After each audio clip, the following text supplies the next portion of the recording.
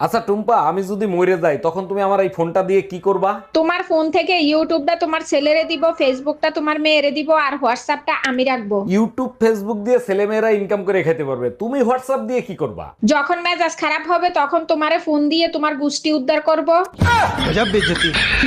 এই মায়া, কই তুমি? আজকে কি রান্না করছো? কি খাওয়াবা?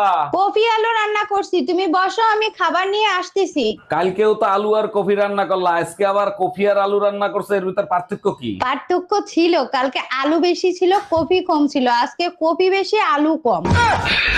উকিল সাহেব, ট্রেনের দরজায় চাপা লেগে আমার আঙ্গুল কাইটে গেছে, রেলওয়ের নামে মামলা করব, মামলা লেখেন। মামলা করবেন ঠিক আছে, রেলওয়ের কাছে কি দাবি করে মামলা করবেন সেটা বলেন। আমার আঙ্গুল কেটে গেছে, রেলওয়ে আমারে 20 লাখ টাকা জরিমানা দেবে। যদি প্রশ্ন করে আঙ্গুলের দাম 20 লাখ টাকা কিভাবে হয়, তখন আপনি কি বলবেন? তখন আমি বলবো, এই আঙ্গুলের ইশারায় আমি আমার স্বামীকে নাচাইতাম।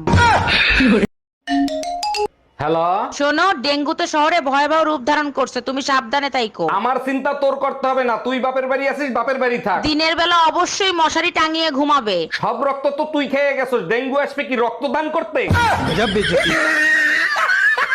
এই কাল রাতে তুমি স্বপ্নের মধ্যে বিড়বিড় করে কি বলতেছিলে? স্বপ্নে দেখি একটা জিন বোতলে বন্দি ছিল, আমি তারে মুক্ত করে দিছি। সে বের হয়ে বলে, হুকুম করেন মালিক, আমি আপনার জন্য কি করতে পারি? আমি বললাম, এমন কাজ করো যাতে বউ সবসময় আমার কথা শোনে। তোমার মতো বলো তো এইটাই করবে। তারপর জিন কি করলো? তারপর জিন বোতলের ভিতর ঢুকে যেয়ে বলতেছে, মালিক শক্ত করে বোতলের মুখ আটকায় দেন। ডাক্তার, পাশের বাড়ির ভাই আমাকে কিস করছে, তাতে কি আমি প্রেগনেন্ট হব? বোকা দেখছে, আপনার মতো বোকা কোনোদিন দেখি নাই। কিস করলে কেউ কোনোদিন প্রেগনেন্ট হয়? বোকা আমি না, আপনি। ছেলেরা কখনো কিস করে ঠান্ডা হয় না, তাদেরকে ঠান্ডা করতে হয়। ও আচ্ছা, বুঝতে পারছি। তা কবে ঘটছে এই ঘটনা? গতকাল মাঝরাতে স্বপ্নের ভিতর। হ্যালো। আমি কিডন্যাপার বলতাছি, তোর বউকে কিডন্যাপ করছি, তোর বউকে বাঁচাতে চাইলে জলদি 10 লাখ টাকা দিয়ে ছাড়াই আনে। ধন্যবাদ ভাই, ওই বউ আমার লাগবে না, তুই রাইখে দে।